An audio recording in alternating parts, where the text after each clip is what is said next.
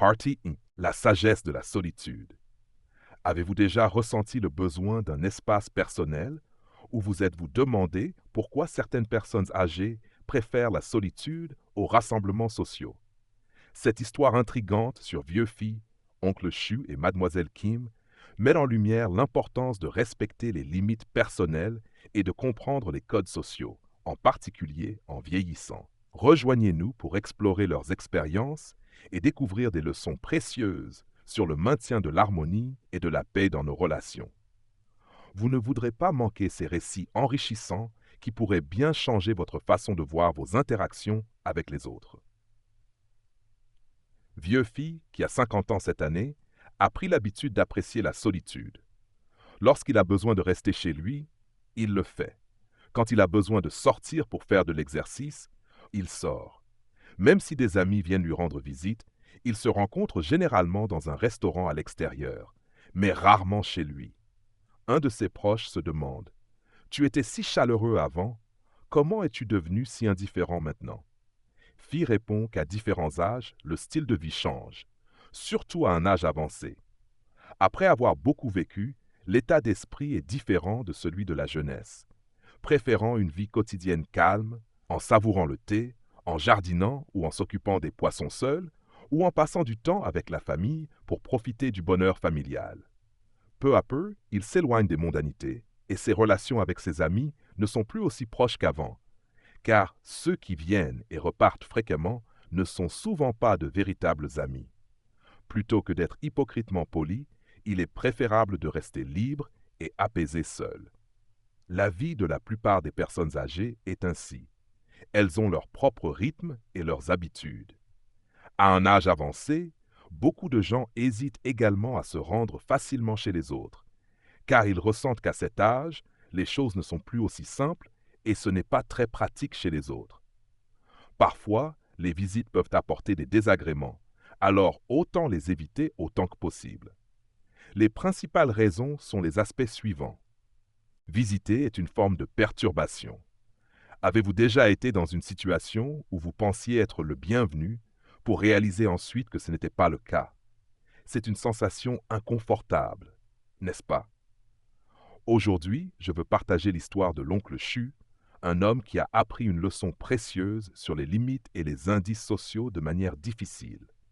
Son expérience souligne l'importance de comprendre et de respecter l'espace personnel des autres, même lorsque les intentions sont bonnes. Plongeons dans son histoire et voyons ce que nous pouvons apprendre sur le délicat équilibre entre hospitalité et intrusion. Chaque famille est différente. À un âge avancé, la plupart des personnes ne peuvent pas représenter toute la famille. Peut-être que votre ami, pour des raisons d'apparence ou autres, vous invite chez lui. Vous y allez joyeusement, mais cela ne signifie pas que la famille de votre ami vous accueillera. Il pourrait même penser que vous les dérangez.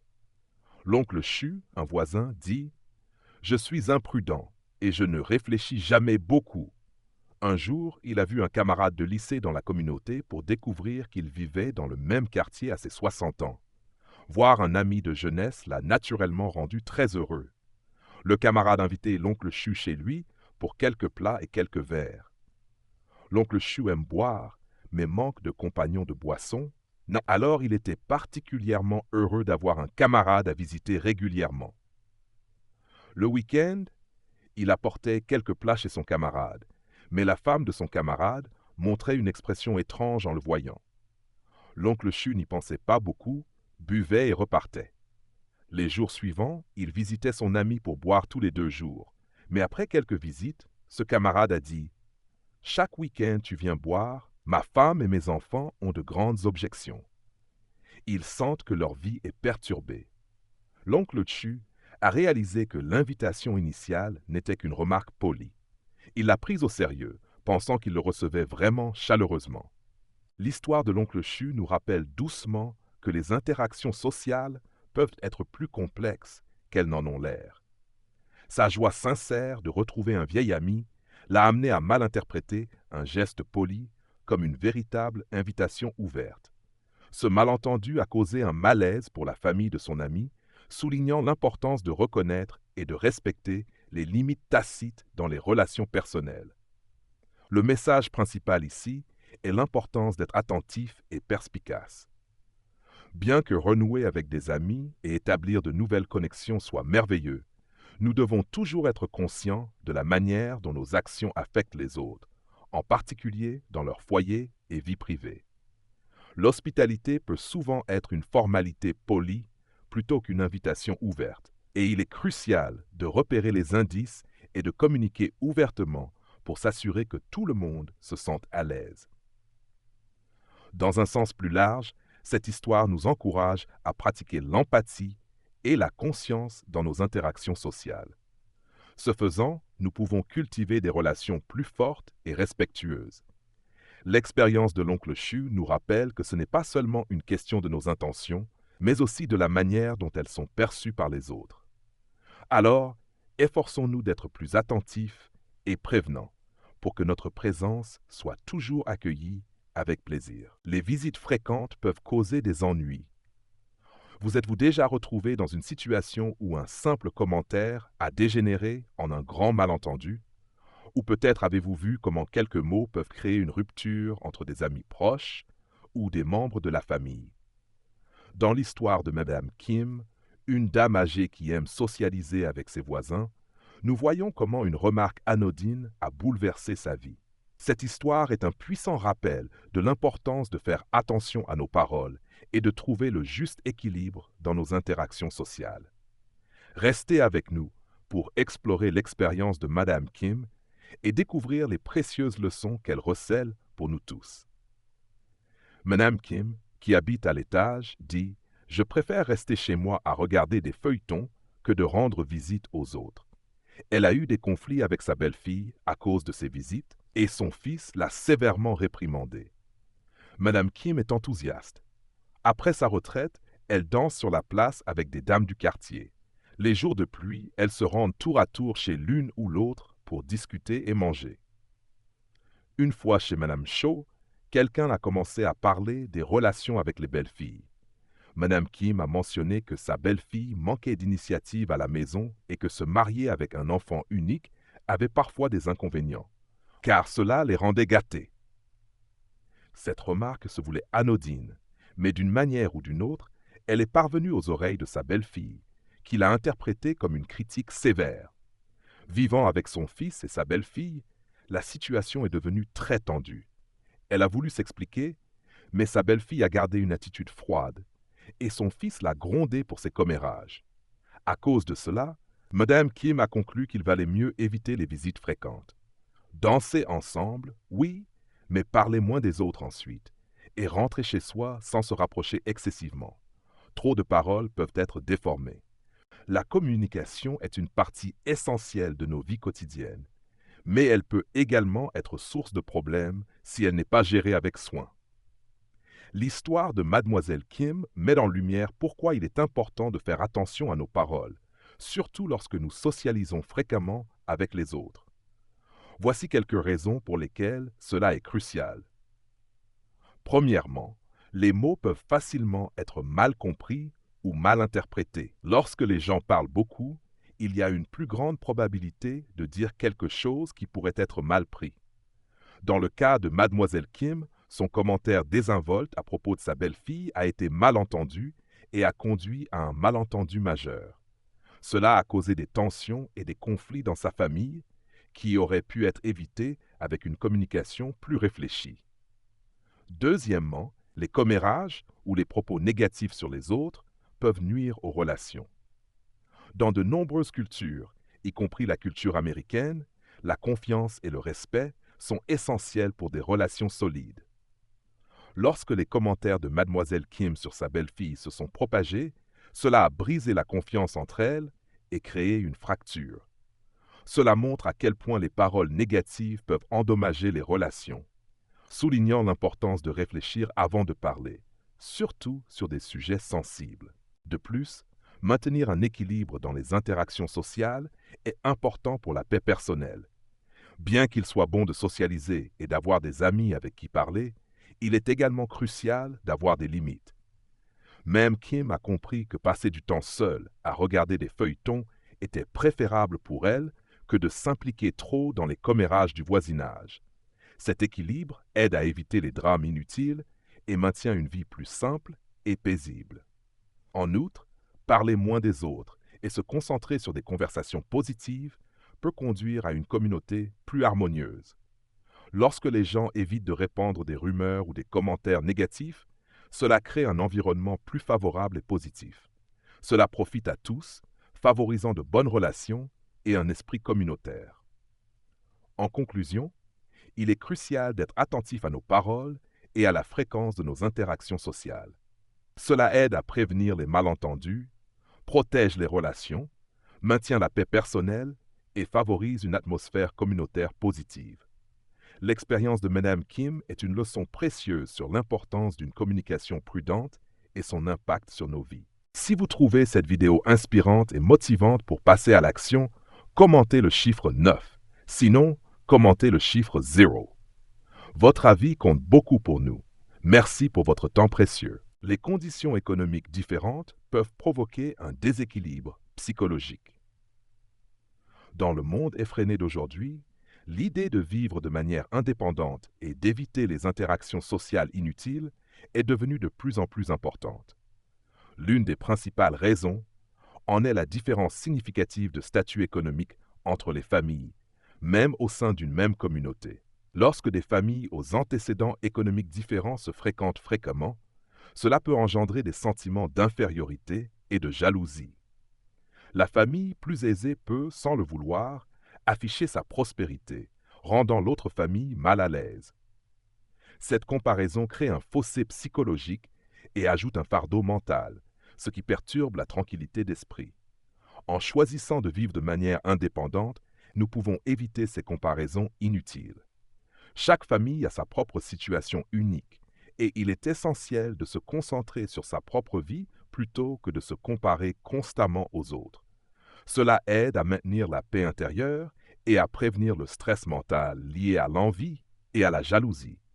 De plus, la vie d'aujourd'hui est épuisante et les gens sont souvent trop occupés pour participer à des interactions sociales significatives.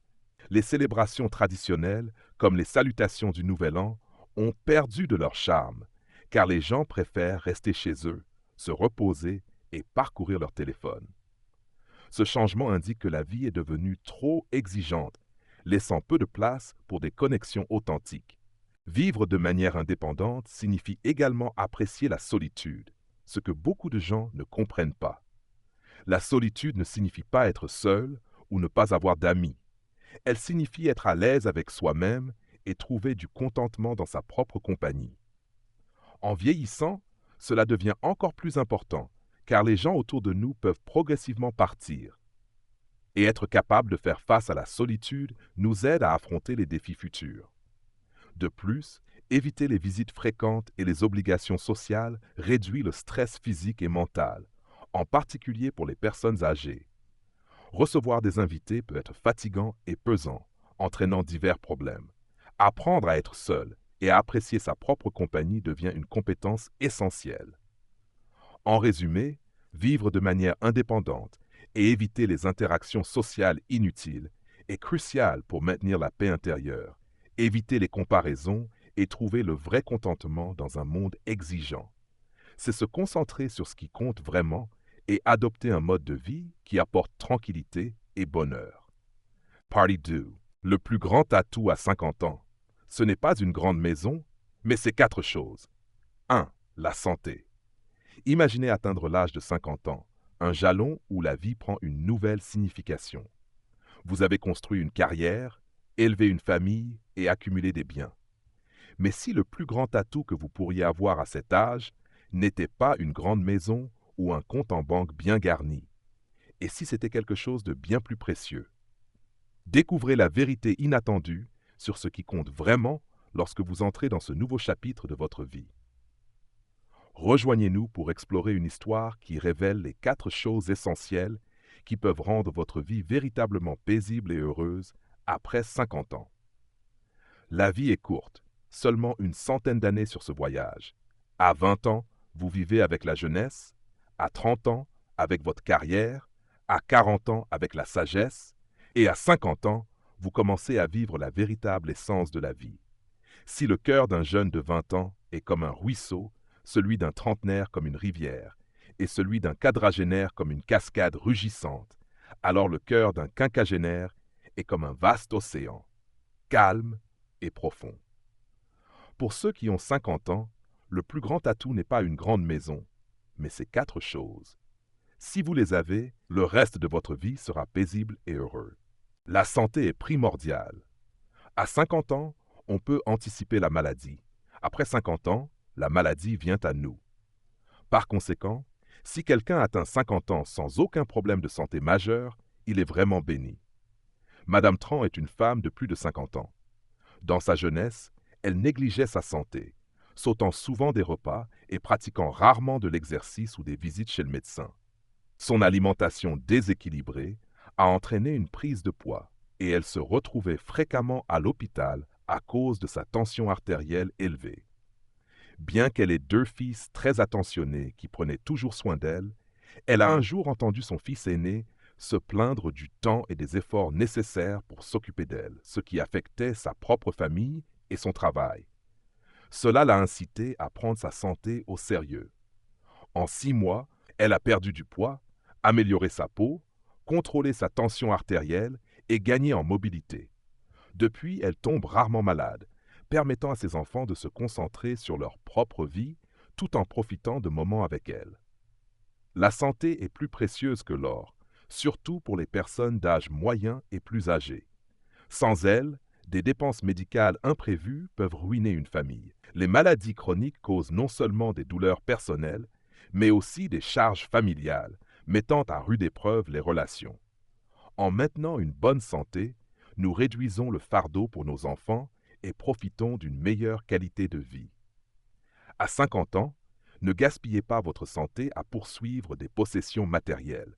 Aucune somme d'argent ne peut racheter la santé. Échanger la santé contre la richesse ne mène qu'à dépenser cet argent en factures médicales. Appréciez votre santé, car c'est votre plus grand atout à cet âge. 2. La famille. Vous êtes-vous déjà demandé à quoi ressemblerait la vie si vous réalisiez tous vos rêves, pour finalement perdre ce qui compte vraiment? Imaginez avoir une carrière florissante, une belle famille et le monde à vos pieds, mais commettre une erreur qui détruit tout. Voici une histoire de succès, de trahison et de la douloureuse prise de conscience de ce que nous prenons souvent pour acquis. Écoutez attentivement. Cela pourrait vous amener à reconsidérer vos propres choix de vie et vos valeurs. Le deuxième plus grand atout est la famille. J'étais un homme accompli avec un bon emploi, une belle épouse et des enfants merveilleux. Ma femme était compréhensive et ne se plaignait jamais de mon travail exigeant, ni de mes interactions avec d'autres femmes. Nous étions heureux pendant 7 ans avec un fils et une fille. Je me concentrais sur l'argent et parfois, je cédais à des aventures extra-conjugales sans aller trop loin, jusqu'à ce qu'une liaison aboutisse à une grossesse. Ma femme, dévastée, a décidé de divorcer, pensant que l'enfant méritait un statut légitime. Malgré mes supplications, elle est partie avec nos enfants. Après cela, je n'ai jamais eu de véritable famille ou rentrée. Bien que je sois resté avec l'autre femme pour m'occuper de l'enfant, nous n'avons jamais été heureux, et elle a fini par partir, disant que je n'étais pas fait pour être un mari. Aujourd'hui, à 50 ans, malgré l'argent et le statut, je me sens vide. Je désire une famille, un compagnon, et passer ma vieillesse avec mes enfants. Mon ex-femme a refait sa vie, et mes enfants ne veulent rien avoir à faire avec moi, croyant qu'un homme infidèle n'a rien de bon à leur enseigner. Cette histoire nous enseigne une puissante leçon sur la valeur irremplaçable de la famille. Malgré un succès matériel et un statut social, notre protagoniste s'est retrouvé à ressentir un vide et une solitude, car il a perdu la chose la plus précieuse dans sa vie, sa famille. Son erreur lui a coûté la confiance et l'amour de sa femme et de ses enfants, montrant que le vrai bonheur ne vient pas de la richesse ou des accomplissements, mais des relations que nous cultivons et chérissons. Ce récit souligne l'importance de l'honnêteté, du respect et de la fidélité dans un mariage. Il nous avertit que négliger ces valeurs peut entraîner des dommages irréversibles et des regrets profonds. L'histoire de la liaison extra-conjugale du protagoniste et ses conséquences nous rappelle vivement que les plaisirs à court terme peuvent avoir des répercussions à long terme. Sa vie, autrefois remplie de joie et de stabilité, s'est transformée en une série de douloureuses réalisations et d'occasions perdues pour un bonheur authentique. En atteignant la cinquantaine, le désir d'un foyer aimant est devenu plus profond. Cela met en lumière à quel point la famille est essentielle au bien-être émotionnel et au bonheur, surtout en vieillissant. Le vide qu'il ressentait, malgré l'argent et le statut, illustre que les possessions matérielles ne peuvent jamais remplacer le confort et le soutien d'une famille aimante. L'éloignement de ses enfants et la nouvelle vie de son ex-femme soulignent davantage l'impact durable de ses actions. De plus, cette histoire nous rappelle que l'harmonie familiale joue un rôle crucial dans la vie de nos enfants. Grandir dans un environnement solidaire et aimant favorise le bien-être et la stabilité, offrant une base solide pour leur avenir. Lorsque les parents maintiennent une relation harmonieuse, cela crée un foyer joyeux et sécurisant, ayant un impact significatif sur le développement et le bonheur de leurs enfants. Que cette histoire soit un rappel de chérir vos proches, de valoriser les moments simples de convivialité et de prioriser les liens qui apportent joie et sens à la vie. Elle nous encourage à réfléchir à nos propres relations et à faire des efforts conscients pour les renforcer. Après tout, à la fin, ce n'est pas l'argent ou le statut qui remplit nos cœurs, mais l'amour et le soutien de notre famille. La véritable mesure du succès réside non pas dans ce que nous possédons, mais dans les liens que nous chérissons et l'héritage d'amour que nous laissons derrière nous. La stabilité financière. Le troisième plus grand atout est la stabilité financière. Dans notre jeunesse, nous travaillons dur pour bâtir une carrière visant à économiser pour la retraite afin de vivre confortablement sans dépendre des autres. Cependant, à mesure que la santé et l'énergie déclinent avec l'âge, il en va de même pour nos revenus. Certaines personnes se concentrent excessivement sur le soutien de leurs enfants, dépensant toutes leurs économies sans en garder pour elles-mêmes. Elles pensent qu'il n'y a pas de différence entre donner leur argent et leurs biens à leurs enfants maintenant ou plus tard. Pourtant, nous devons tout de même assurer notre propre retraite. Bien que le soutien familial soit important, les économies personnelles sont essentielles. De nombreuses personnes âgées donnent tout leur argent à leurs enfants pour ensuite faire face à des contraintes financières et à des conflits familiaux. Lorsque des disputes surviennent, les parents pensent que leurs enfants sont ingrats et les enfants estiment que leurs parents ne comprennent pas leurs difficultés, provoquant des tensions dans des familles autrement harmonieuses. Par conséquent, à 50 ans, il est essentiel d'avoir un plan financier pour soi-même. Avoir des économies permet de gérer ses dépenses de manière autonome sans imposer de fardeau à ses enfants. Par exemple, Madame Tu, âgée de 60 ans, a un fils qui a déménagé après son mariage. Lorsqu'elle a eu besoin d'une opération des yeux, elle a utilisé ses économies et n'a pas compté sur son fils, qui a tout de même pris un congé pour s'occuper d'elle. Cette indépendance est une grande source de réconfort. En conclusion, cette histoire met en lumière une vérité fondamentale sur le vieillissement et l'indépendance financière qui est souvent négligée dans le tumulte de la vie quotidienne. Alors que nous naviguons dans la complexité de nos carrières et responsabilités familiales, il est facile de privilégier les besoins immédiats et d'oublier de planifier à long terme. Pourtant, l'importance de garantir un avenir financier stable ne peut être surestimée. Le récit de Madame Tu illustre vivamment comment l'indépendance financière peut transformer l'expérience du vieillissement, passant d'une potentielle dépendance et tension à une dignité et un confort retrouvés. La décision de Madame Tu de maintenir ses économies lui a permis de faire face à un défi médical sans ajouter de stress à la vie de son fils. Cette décision lui a non seulement donné les moyens de gérer ses problèmes de santé de manière indépendante, mais a également renforcé le lien avec son fils, qui a pu la soutenir émotionnellement sans la pression supplémentaire d'un fardeau financier.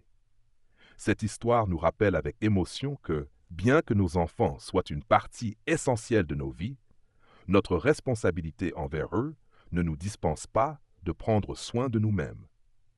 À l'approche de la cinquantaine, il devient de plus en plus important d'évaluer notre situation financière et de prendre des mesures proactives pour assurer notre stabilité future. Cela peut impliquer de réévaluer nos plans d'épargne, de rechercher des conseils financiers professionnels ou de faire des investissements stratégiques.